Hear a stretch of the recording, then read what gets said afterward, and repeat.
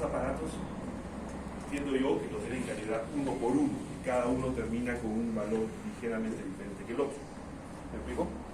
Entonces yo me imagino que cuando venden esto, lo calibran en el laboratorio, la ecuación terminó con este coeficiente que vale 306, y imprimen esto y lo venden. Y el siguiente, uno por uno, porque cada uno de los aparatos viene con un factor diferente. Me imagino, estoy tratando de reconstruir la historia, pero debe ser por eso. Y si uno cambia ese valor en la computadora, el valor de velocidad que resulta en el display es diferente. Entonces, y después también aprendimos que esto se separa. También al inicio, cuando recién usábamos estos aparatos, hace 20 años, como compramos varios, y estas cosas se separaban, intercambiamos el bastón con esto, o sea, los teníamos todos mezclados, ¿no? Y después nos dimos cuenta que no, que ese factor de calibración estaba asociado a esto de acá. Pero, o sea, había una asociación entre esto y el bastón. ¿Me explico? En el bastón, bueno, en este no, pero en otro modelo decía factor de calibración. Y ese factor de calibración estaba asociado a un display en particular, no a cualquiera. ¿Me explico? Pues fue una mala decisión estar combinando. Para eso le poníamos un sticker acá y otro acá para acordarnos que este viene con este y no con otro. Bueno, son cosas que se van aprendiendo con la experiencia, ¿no? Le voy a pasar esto para que lo vean.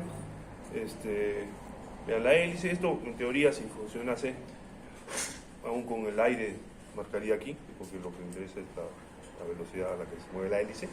Vean el imán, vean hay una rayita negra encima, justo donde termina este palo. Hay una rayita negra que es por donde el imán pasaría cada vez que da una vuelta y le manda el pulso. Debajo de esto de acá hay una flecha negra que indica en la dirección que uno debe enfrentar el agua. Está la flecha negra, ¿sabes? El agua debería entrar así y no así. Si uno lo pone así también va a medir, pero mira otra cosa, si el fabricante dice que esto es así, hay que hacerle caso, ¿no? Mírenlo. Más sofisticada, esto es un correntómetro electromagnético, ya no tiene hélice. Esto utiliza el principio de Faraday. Esto da un campo magnético y mientras mayor la velocidad con la que el agua choca el campo magnético, más amperaje registra ese aparato. Entonces, hay una relación entre el amperaje y la velocidad con la que algo está chocando con el campo magnético. Ese algo es el agua, y con eso se puede inferir cuál es la velocidad con la que el agua está chocando al aparato y por lo tanto con la que el agua se mueve. Esto es un aparato, esto cuesta $5,000, $6,000. Este de acá se utiliza también cuando el curso de agua es variable, porque requiere que alguien esté parado dentro del agua, ¿no? Hay una versión de estos que tienen un kit de suspensión donde en vez de tener esta vara, este cable es más largo y es un cable acerado, entonces desde un puente yo puedo colgar el agua. Y esto de acá ya no tiene este palo, y esto de acá tiene plomo, 5, 10, 15 kilos para cuando caiga el agua no lo lleve. Les voy a traer fotos de un proyecto en que trabajamos en donde era complicado desplegar esto dada la velocidad del agua con el plomo que venía de fábrica. Este aparato, igual el agua se lo llevaba, tuvo que fabricar un plomo más grande y ya era complicado, pesaba tanto que había que manipularlo entre varias personas para colgarlo del puente, así que fabricamos un aparato para comenzamos a fabricar cosas para poder medir desvíos importantes.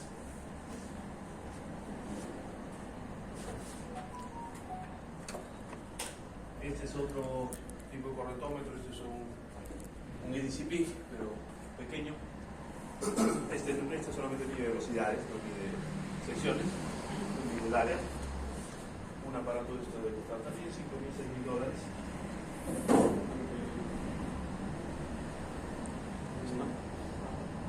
Y bueno, como les mostré, el estado del arte en este momento para este tipo de mediciones son los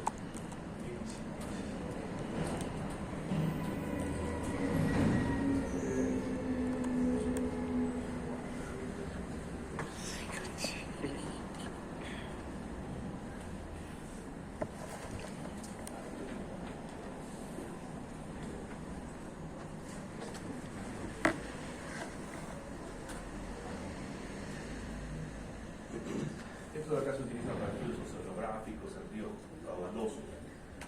Hay varias marcas. Esta es la marca que he usado y que trabajo. Pero hay varias marcas. Bueno, acá es una idea de varias marcas.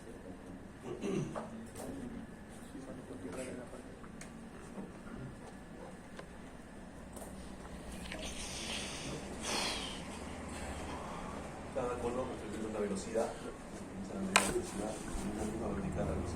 La medida y la velocidad, en teoría, en toda la línea corriente. Y en el proceso de que el aparato pasa de una orilla a la otra, también el área. Y bien llega a la otra orilla, llegan a todas las áreas, cuál es el caudal. No hay que hacer ningún cálculo. No sé si me vale. Esto se utiliza para ríos caudalosos, grandes, proyectos importantes.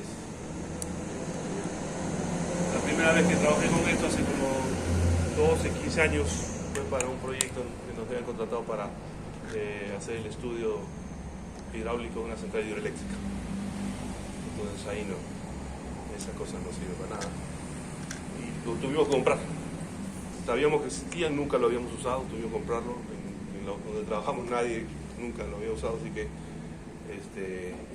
tuvimos que llamar a alguien de otra oficina.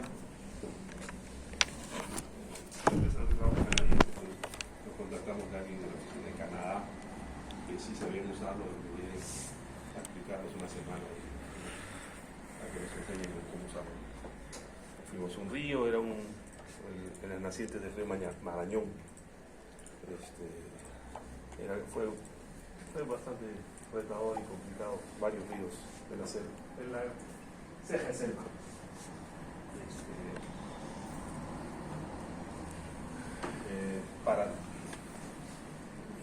Habían unos tramos en donde no había puentes para cruzar, entonces si el aparato yo tengo que hacerlo ir de una orilla a la otra, ¿cómo accedo a la otra orilla? Entonces una camioneta así hasta un puente que está 5 kilómetros, dan la vuelta y al final nos encontramos, uno estaba acá y otro estaba a 100 metros del otro lado. ¿Cómo hacer para pasar el equipo al otro lado? Tiene que incluir una soga como esa. ¿Cómo lanzar la soga? Arco y flecha. La soga, agarran la soga, la amarran el equipo de un lado de una camioneta, porque la velocidad del agua era increíblemente grande, entonces el río con velocidades pequeñas podía haber una o dos personas agarrando soga de uno, pero en otras ocasiones teníamos que amarrarlo a la camioneta para que el agua no se lo lleve. En una, me acuerdo que lo estaban agarrando con la mano, con la soga, y se le soltó a los de la orilla. Y el catamarán de acá con el sensor, en la parte de abajo, se lo llevó el agua. Nosotros viendo cómo el agua se lleva a 30 kilómetros. Mucha energía nos fregamos. Por suerte, 30, 40 metros el catamarán se estrelló contra unas piedras y se quedó atorado ahí. El catamarán se destrozó y el aparato, una rayadura, pero sobrevivió. Entonces este botecito, $5,000. Chao. Pero bueno, no perdimos el sensor que costaba 25.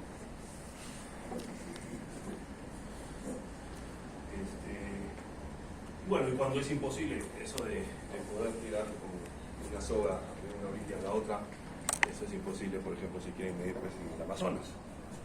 Ahí lo que se hace es que el aparato se adosa al costado de un bote a motor, ¿no? Y de una orilla con un bote a motor. Después corren de un lado al otro y ya está.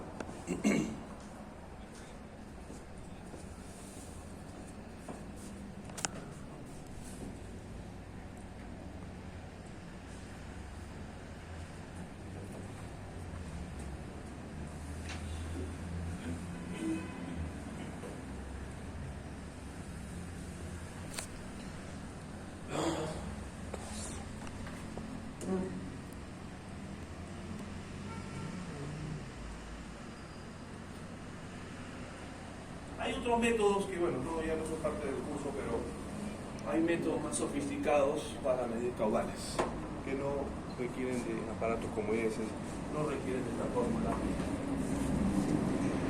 Métodos para que utilizamos con cierta frecuencia que utilizan trazadores.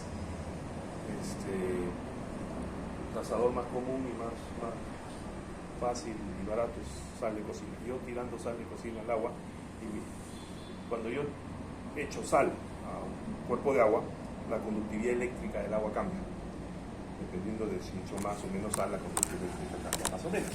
Hay técnicas con las cuales yo puedo inferir cuál es el caudal que está moviendo una cantidad de sal conocida, 5 o 20 kilos, asociarlo al caudal que lo está moviendo, la velocidad y el caudal.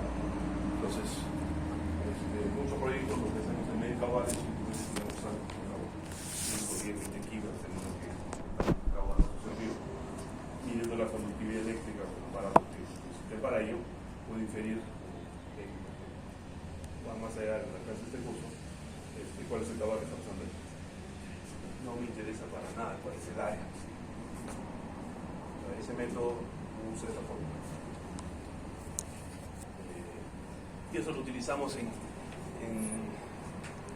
ríos en donde no podemos vadearlos. Son muy turbulentos, peligrosos entrar al agua, no hay puentes.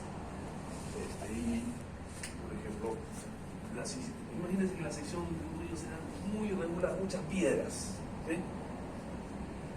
Aún con un equipo de topografía, ¿ustedes creen que puedan medir el área decentemente bien en un sitio demasiado cabroso, un río con muchas piedras? No, pues medir. Y por más que utilicen el aparato más sofisticado para medir la velocidad, si el área la miden mal, el caudal no va a ser bueno. Entonces, el curso de agua muy irregulares, demasiado irregulares, preferimos utilizar métodos que no dependen del área. Por ejemplo, tirar sal. Bueno, es un tipo de trazador. Trazador se refiere a algo que puedo yo rastrear, cómo se mueve. La sal la puedo rastrear, trazar, mediante aparatos que miden la conductividad eléctrica. Mientras más conductividad eléctrica, que más sal aquí, menos conductividad eléctrica, menos sal. Entonces, son rastreables, se pueden trazar, por eso se llaman trazadores. Hay otros trazadores más sofisticados, más caros, Rodamina, por ejemplo, pero que hacen lo mismo.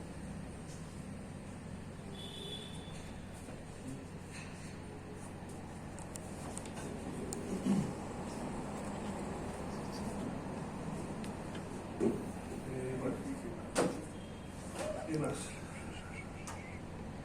Otra de las fórmulas empíricas que le dije, ¿cuál era? Que la velocidad media es más o menos que el 85% de la velocidad en la superficie. Sí, Y para esto existe el llamado método del flotador. ¿En qué consiste? Tiro algo a flotar, una chapita, un corcho, lo que flote, pequeño, no voy a tirar algo muy grande, y mido el tiempo que le toma a esa cosa recorrer cierta distancia conocida, 5 metros, 10 metros. Velocidad entre tiempo, distancia entre tiempo, velocidad. Con esto tengo la velocidad en la superficie. Y recordando que en un río, en un canal, la distribución de velocidades es así, yo no puedo acusar de que la velocidad en la superficie sea la velocidad media de todo esto. ¿No? Entonces, hay formas empíricas que dicen de que la velocidad media de toda la sección es más o menos el 85% de lo que se mide en la superficie. ¿Sí? Eso es más o menos. Pero esa fórmula es muy imprecisa. Para mí es un peor es nada. ¿No? O sea, esa fórmula no lo voy a utilizar para ningún cálculo. Es una fórmula que voy a utilizar si quiero tener una idea gruesa de cuál es el caudal. Ahí me ha pasado, por ejemplo, que vamos a algún sitio, a algún proyecto en la sierra, y vamos sin equipos, y en el recorrido pasamos por un río pequeño, ¿cuánto habrá de caudal ahí? Bueno, he tirado a flotar, ya tengo más o menos la velocidad, el área, y habrá acá 2 metros con un palo ahí, hago un cálculo así muy grueso, para tener una idea muy gruesa de cuánto, porque siendo yo el único ingeniero ahí, ¿qué caudal hay? No sé, se va a ver mal. Entonces, son para hacer cálculos muy gruesos, ¿no? De nuevo, yo le llamo tan peor es nada. Pero sí existe esta fórmula, está en libros de texto, está en manuales de uso. El ANA, ¿saben qué es el ANA? La Autoridad Nacional del Agua, tiene un manual para mediciones de caudales, proyectos y menciona esta fórmula. En una versión de hace 10 años del manual del ANA cada cierto tiempo lo actualizan. Yo recuerdo que mostraron esta fórmula y se habían, los burros se habían olvidado de esto. Me mandé un correo, en la siguiente versión lo dije.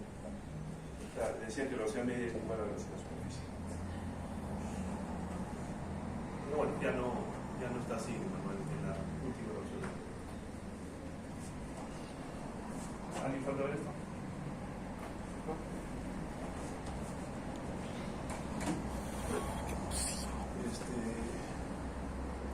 Bueno, entonces estas son varias fórmulas empíricas que existen y se usan cada vez menos. En el laboratorio, cuando vayamos al río Surco, vamos a utilizar el correntómetro, vamos a medir el caudal de dos métodos diferentes utilizando el correntómetro y vamos, con fines didácticos y comparativos, vamos a hacer esto también, para que vean qué tan diferente es, ¿no? Y recuerda, si alguna vez uso el método del flotador, está bien lejos de la realidad, pero bueno, es peor es nada, ¿no?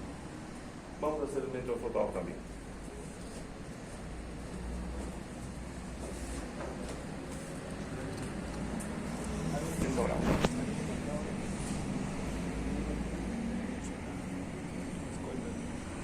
Ahí es el río Surco. Algo así vamos a hacer. Un puentecito, con botas, tiene un ancho de 2,5 metros más o menos. Y dependiendo de la época del año hay un poco más de agua en el todo.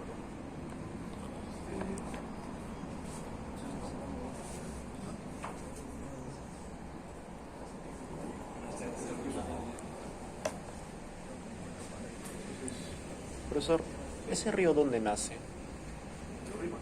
¿El Rímac viene de una parte? El río Rímac, el Agustino se desprende un bracito y que el Agustino, San Luis, San Borja, en teoría termina en el Océano Pacífico, pero ya llega casi sin agua, y el camino lo utiliza para regar parques, amigos.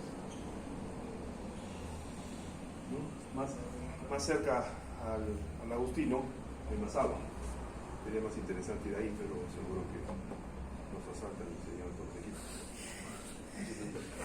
Aquí en San Borja, en ese sitio, es un sitio intermedio donde todavía hay decente cantidad de agua y es seguro. Porque si nos vamos más hacia el surco, ese canal se convierte en un canalito así porque ya cada vez menos agua, pues se lo están llevando para regar parques. Cada vez menos agua. Ya por Chorrillos ya casi nunca hay agua. Pero es un río. Es un río que en el tramo de San Borja, el surco está canalizado. Acá se ve un canal, es un río canalizado.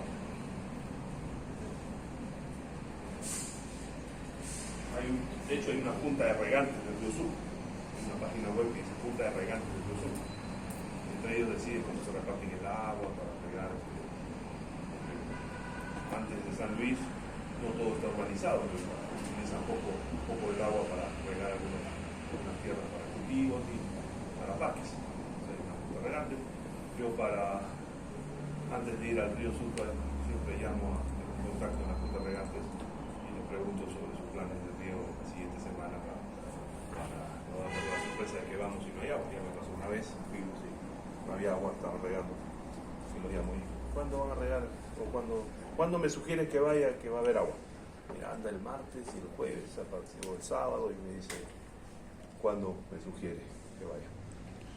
Entonces, yo el lunes probablemente lo llamo, le escriba para que me confirme si el sábado va a haber agua, y si no, cuándo va a haber agua. O sea, de ahí dependemos de ellos. No tienen que ajustarlo. Con suerte hay agua el sábado, pero no depende de mí. La cosa más crítica en los semestres 2 estamos en el semestre 1, ¿no? Semestre 2, porque en agosto, septiembre hay menos agua en el río Rímac y por lo tanto menos agua acá.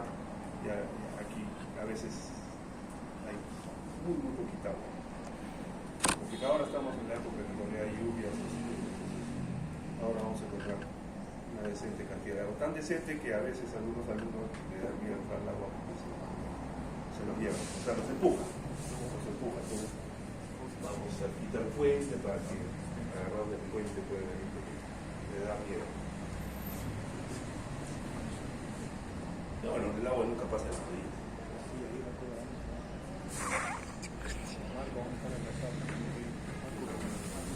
¿Preguntas? Contigo, mano.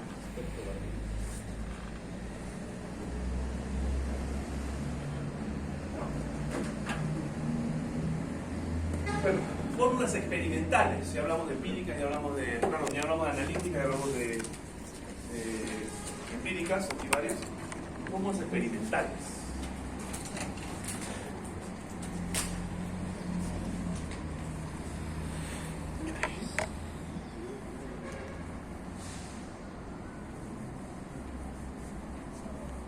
Peneto.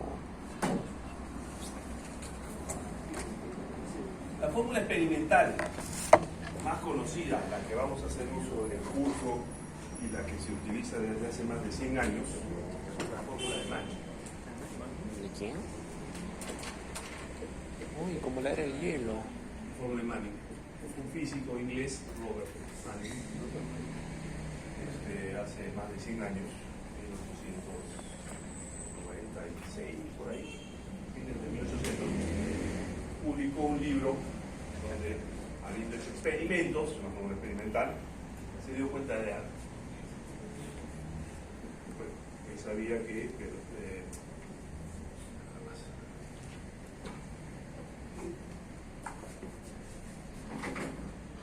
caudal es igual a la velocidad por área, pero bueno, en ese momento, en esa época, esta era la fórmula que existía para velocidades medias y bueno, dolor de cabeza. Y entonces, haciendo experimentos, Manning se dio cuenta de que la velocidad, que el coeficiente de Chesi, ese coeficiente que es el problemático, el sistema hidráulico, es la pendiente de la línea de energía, no es acá de donde era el problema.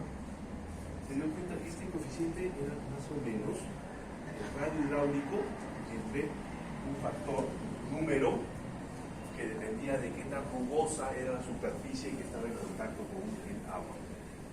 ¿Sí?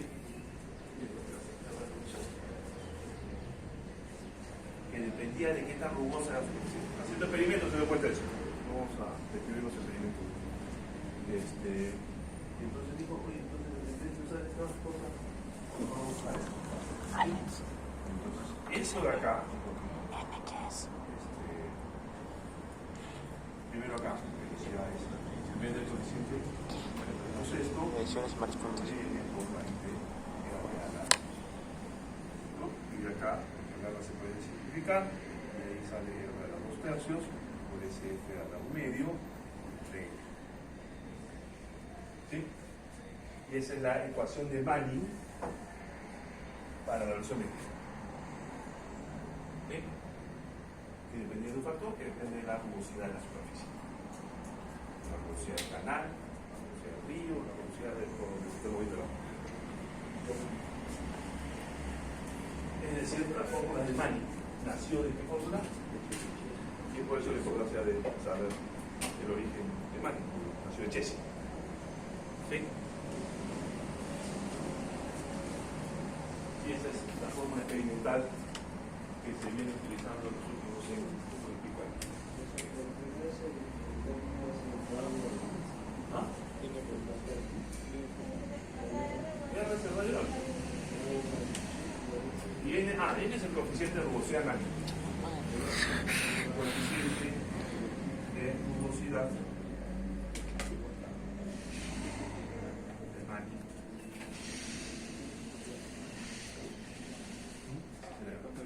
Ojo, es Manning con G al final y con doble N. Las relaciones que ponen el coeficiente de rugosidad de Manning. De man. Como el de la hielo. Sí, es una fórmula importante.